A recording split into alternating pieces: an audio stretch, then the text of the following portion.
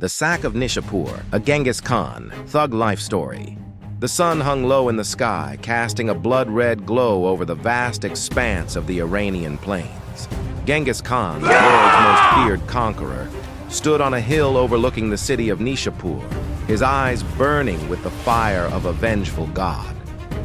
His army, the Mongol horde, was like a storm of dust and death, advancing with relentless speed. The Sultan of Khwarezm had made a grave mistake. He had killed the Khan's son-in-law, and now Genghis Khan would make him pay. The city of Nishapur, with its bustling streets and proud walls, was about to face a punishment so brutal that its name would be whispered in fear for centuries. As Genghis Khan prepared to unleash hell upon the city, his mind wasn't just on the revenge for his son-in-law. This was about sending a message that would shake the very foundations of the known world. As the Mongols arrived at the city gates, Genghis Khan gave the order, and the gates were torn apart with the fury of a thunderstorm. The men, women, and children within Nishapur were caught completely off guard. But it didn't matter. Genghis Khan wasn't here to negotiate. He wasn't here to liberate anyone. He was here to annihilate. The first wave of Mongols poured through the city like a tidal wave, overwhelming the defenders in an instant. Genghis Khan had long since abandoned the idea of fair battle. He believed in swiftness, surprise, and ruthlessness. Every corner of Nishapur echoed with the clash of steel and the screams of its citizens as the Mongols cut down anyone in their path. Then came the most brutal part. Genghis Khan knew that fear was his ultimate weapon. He wasn't just conquering a city.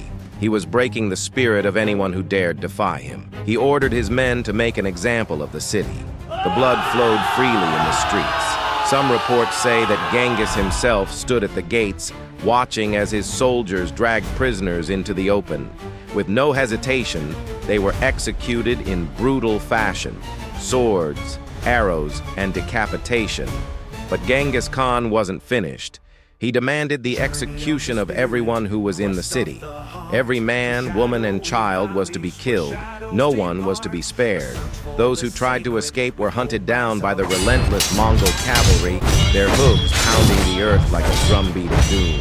After the slaughter, Genghis Khan's troops set fire to the city. The flames consumed the homes, the shops, and the grand buildings that had once been symbols of wealth and culture. Nishapur was reduced to nothing but ash and bones. The smoke from the city rose into the sky, visible for miles around.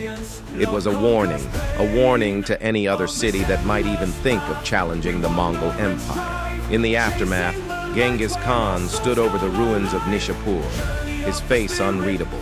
The fire in his eyes was still burning, and though the blood of his enemies stained the earth beneath his boots, he was far from satisfied. This wasn't just vengeance. It was the foundation of a legacy. As his army gathered, the Khan's voice rang out, "Let it be known, from Nishapur to the ends of the earth, betray me, and you will not die by a sword. You will die by fear." Genghis Khan turned and walked away from the smoldering city, his army following him like shadows. As they moved toward their next conquest, the world now knew what it meant to cross Genghis Khan. You didn't just lose a battle. You lost everything. It was thug life, Mongol style. And there you have it, the savage brilliance of Genghis Khan.